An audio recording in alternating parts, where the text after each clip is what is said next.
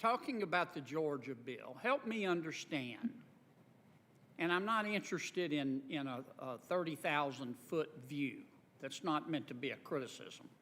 I'm speaking to myself, I guess. I'm not interested in platitudes. Tell me, you're against the Georgia bill, I gather. Is that right? I'm against certain provisions of it, yes. Okay, and I think you've called it a racist bill. Am I right? I think there are provisions of it that are racist, yes. Okay. Tell me specifically, just give me a list of the provisions that you object to. I object to the provisions that remove access to the right to vote, that shorten the federal runoff period from 9 weeks to 4 weeks, Okay. that restrict the time that a voter can request and return an absentee ballot application, that eliminate Slow down for me, because our audio is not real good here. Certainly. Could you start over for me? Certainly. Thank you, ma'am. It shortens the federal runoff period from 9 weeks to 4 weeks. Okay. It restricts the time a voter can request and return an absentee ballot application. Right. It requires that a voter have a photo identification or some other form of identification that they're willing to surrender in order to participate in the absentee ballot process. If I can stop you, that's where they're going to not comparing signatures, but to voter ID? Yes, sir. And as Okay. Ms. Eiffel has pointed out, we would become only the 4th state in the nation to require voters to put Yes, at ma'am. risk their identity. What else? What else? It eliminates over 300 hours of Dropbox availabiliation. Okay, what else? It bans nearly all out-of-precinct votes. Bans what? I'm sorry? It bans nearly all out-of-precinct votes. Okay. Meaning that if you get to a precinct and you are in line for 4 hours and you get to the end of the line and you are not there between 5 and 7 p.m., Okay, you what have else? to start all over again. Is that everything? No, it is not. No, sir. It restricts the hours of operation because it now, under the guise of setting a standardized timeline, it makes it optional for counties that may not want to see expanded access to the right to vote. They can now limit their hours. Instead of those hours being from 7 to 7, they're now from 9 to 5, which may have an effect on voters who cannot vote during business hours during early voting. It limits the Okay, I get hours. the idea. I get the idea. Yes. Let me ask you this. Let me approach this another way. If a state decides to require a voter to prove who the voter says he is or she is, do you consider that racist? Not at all, sir. Voter identification has been a part of the American theory of democracy almost from the beginning. You're okay with it? I support voter identification, yes. Okay. How about ballot harvesting? And I heard earlier you were talking about letting the tribal elders collect ballots. I'm not talking about that. I'm talking about where the parties, and believe me, both parties will do it and probably are doing it, pay operatives to go out and help people with their ballots and collect their ballots. Are you okay with that, or are you against that? I don't think it's an either-or situation. I think it depends on what the conditions are, what the rules are, but making it easier for those who want to participate in elections to do so with safely and securely, I think it's worthy of So you're okay consideration. with ballot harvesting?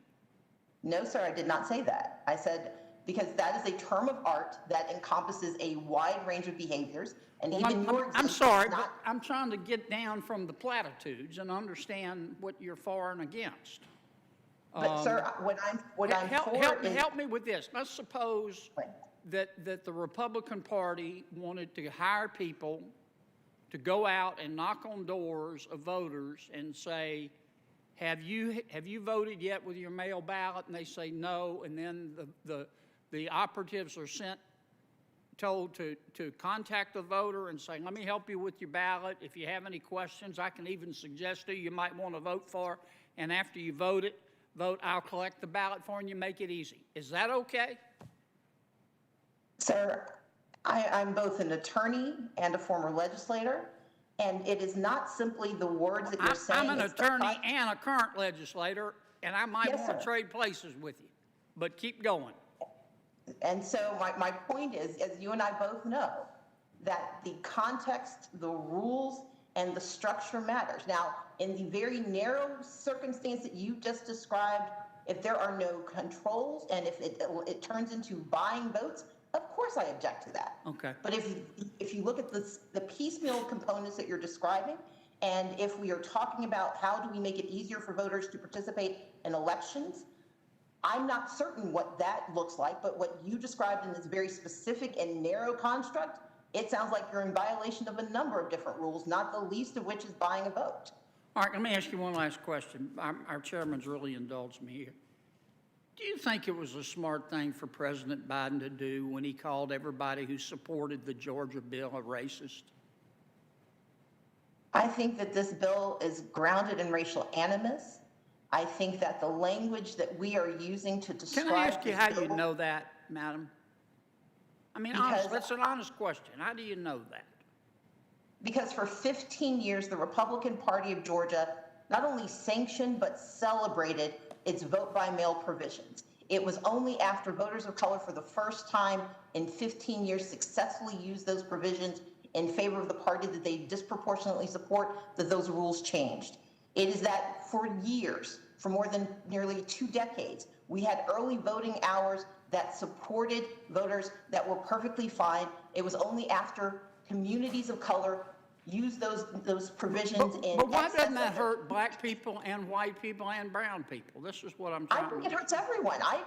If you watched me, I fought for the right to vote for every person. I agree. No one is entitled But that's to a victory. long way from the president calling people a racist because they support a state. Sir, I'm responding to the question that you asked me. My point is that when your motivation is grounded in the race of those who are engaging in behaviors that you disagree with, that is racist, particularly when it is targeted at communities of color by people in power. I agree with that. I agree with that. I agree with that. The chairman's have gavelled me. I just need to ask you, how do you know that's what they meant? Because we asked them not to do it because we showed them what the effect was, and they refused to answer, and they refused to abide. I worked with these people for 11 years. I don't believe that every single person who supported this bill has deep racial animus in their hearts for all purposes, but for the purposes of voting rights, when racial animus is your predicate, then yes, you should be held accountable and those bills should be stopped.